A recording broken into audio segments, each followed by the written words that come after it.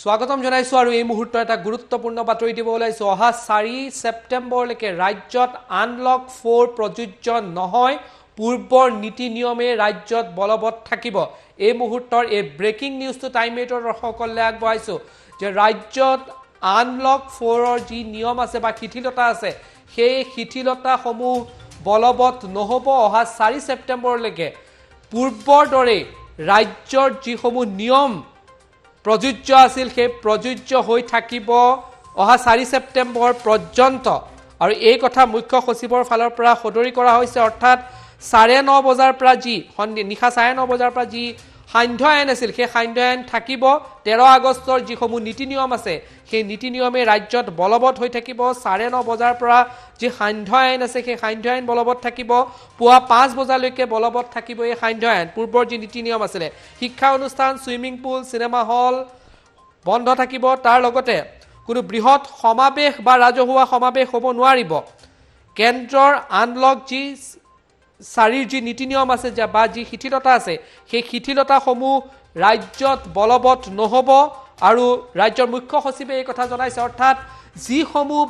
নীতি নিয়ম বিগত 13 আগষ্টত দিয়া হৈছিল সেই 13 আগষ্টৰ নীতি নিয়মসমূহে অহা 4 সেপ্টেম্বৰ পৰ্যন্ত ৰাজ্যত বলবৎ থাকিব সমগ্ৰ দেশতে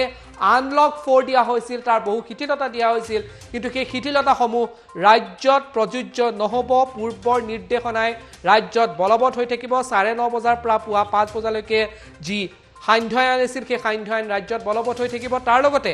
যিসমূহ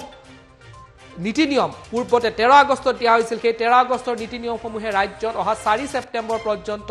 বলবৎ থাকিব মুখ্য সচিবে এই কথা কিছু সময় পূৰ্বে সদৰি কৰিছে অবিশেষ কথা পাতিবলৈ সংযুক্ত হৈছো জ্যোতিদীপ বৈশ্যৰ সৈতে জ্যোতিদীপ ৰাজ্যত আনলকৰ যি 4ৰ যি নীতি নিয়ম আছে সেইবোৰ সেই শিথিলতা হ'ব ৰাজ্যত বলবৎ নহব আপোনাৰ পৰা জানিব বিচাৰিম নতুন কি কথা কোৱা হৈছে মুখ্য সচিবৰ যি নিৰ্দেশনা দিয়া হৈছে দীক্ষিত এটা কথা চাওক সমগ্ৰ দেশতে আনলক 4 কাইলৈৰ পৰা আৰম্ভ হৈ যাব যেটো কেন্দ্ৰ চৰকাৰৰ নটিফিকেশন আছিল বা গাইডলাইন আছিল আমি সেই কথা জনাইছিলো আজি মাত্ৰ কেইটামান মুহূৰ্তৰ আগতে অসমৰ মুখ্য সচিব কুমাৰ সঞ্জয় কৃষ্ণৰ তৰফৰ পৰা এই নতুনকৈ অসমৰ ক্ষেত্ৰত কিছু নিৰ্দেশনা দিয়া হৈছে য'ত কোৱা হৈছে দেশৰ আন প্ৰান্তত যিদৰে আনলক 4 হ'ব অসমৰ ক্ষেত্ৰত ঠিক একেদৰে আনলক 4 প্ৰযোজ্য নহয় অৰ্থাৎ আগষ্টৰ 13 তাৰিখে আনলক 3ৰ বাবে যিসমূহ নীতি নিৰ্দেশনা দিয়া হৈছিল সেইসমূহ 4 সেপ্টেম্বৰ নিশা 12 বজালৈকে অসমত বাহাল থাকিব তাৰ পাছত সমগ্ৰ ৰাজ্যখনৰ পৰিস্থিতি পৰ্যবেক্ষণ কৰা হ'ব পৰ্যবেক্ষণ কৰাৰ পিছতহে 4 সেপ্টেম্বৰৰ পিছত কি সিদ্ধান্ত ল'ব তাৰ সিদ্ধান্ত ৰাজ্য চৰকাৰে গ্ৰহণ কৰিব অৱশ্যে তাত এটা কথা কোৱা হৈছে সময় পৰিস্থিতি সাপেক্ষে হয়তো এই সিদ্ধান্তৰ হাল হলনি কৰিব পৰা যাব তাৰো এটা প্ৰভিজন এই বিশেষ অৰ্ডাৰটোত ৰাখিছে কিয় এই সিদ্ধান্ত লোৱা হৈছে মুখ্য সচিবৰ তৰফৰ পৰা স্পষ্টভাৱে কোৱা হৈছে ৰাজ্যৰ হেহতীয়া যি কৰোনাৰ পৰিৱেশ বা পৰিস্থিতি তাৰ প্ৰতি লক্ষ্য ৰাখি ৰাজ্য চৰকাৰে এই সিদ্ধান্ত লৈছে অৰ্থাৎ অসমত কি হলনি নহব যদি কেন্দ্ৰৰ আপুনি নিৰ্দেশনা চাই 1 তাৰিখৰ পৰা কোনো ধৰণৰ নাইট কাৰফিউ বা সান্ধ্য কাৰফিউ দেশত নাই কিন্তু অসমত 4 সেপ্টেম্বৰ নিশা 12 বজালৈকে সান্ধ্য কাৰফিউ বা সান্ধ্য আইন থাকিব হেয়া নিশা 9:30 পৰা ৰাতিপুৱা 5 বজালৈকে সান্ধ্য আইন থাকিব হেতু এটা কথা উইকেণ্ড লকডাউন আগৰ নিয়মত আছিলে অৱশ্যে 4 তাৰিখলৈকে সেই সময়টো আহি নাপায় অৰ্থাৎ শনিবাৰ দেওবাৰ আহি নাপায় গতিকে উইকেণ্ড লকডাউনৰ প্ৰশ্নটো এই মুহূৰ্তত উঠা নাই 4 তাৰিখৰ পিছত গম পোৱা যাব যে উইকেণ্ড লকডাউনৰ ক্ষেত্ৰত কি সিদ্ধান্ত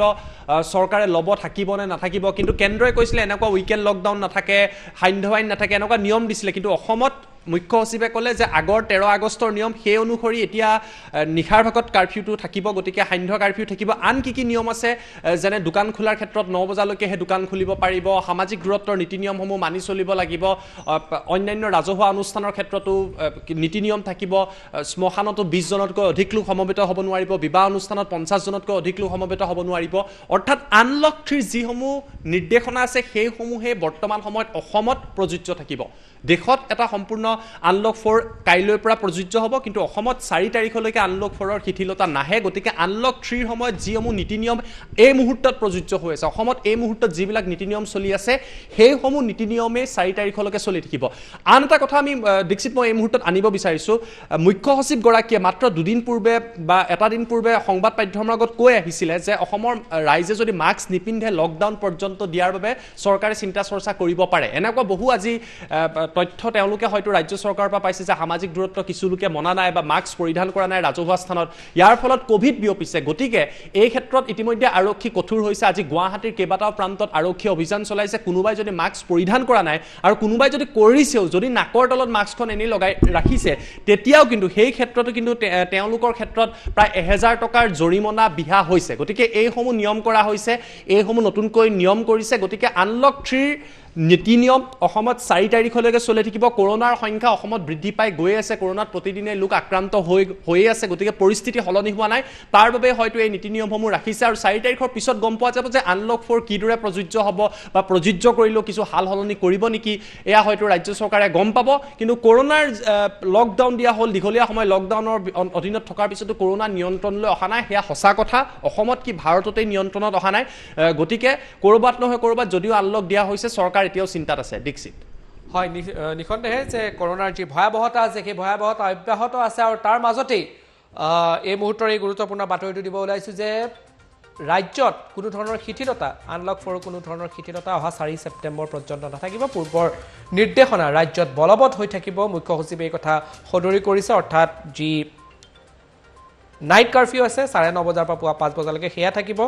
শিক্ষা অনুষ্ঠান, ছুইমিং পুলৰকে আৰম্ভ কৰি যিসমূহ স্থান আছে সেইখিনি সদায় পূৰ্বৰ দৰে বন্ধ থাকিব। কোনো সামাজিক বা ৰাজহুৱা অনুষ্ঠান হ'ব নোৱাৰিব। আৰু 13 আগষ্টৰ যিখিনি নিৰ্দেশনা আছে সেই নিৰ্দেশনা অহা 4 ছেপ্টেম্বৰ পৰ্যন্ত ৰাজ্যত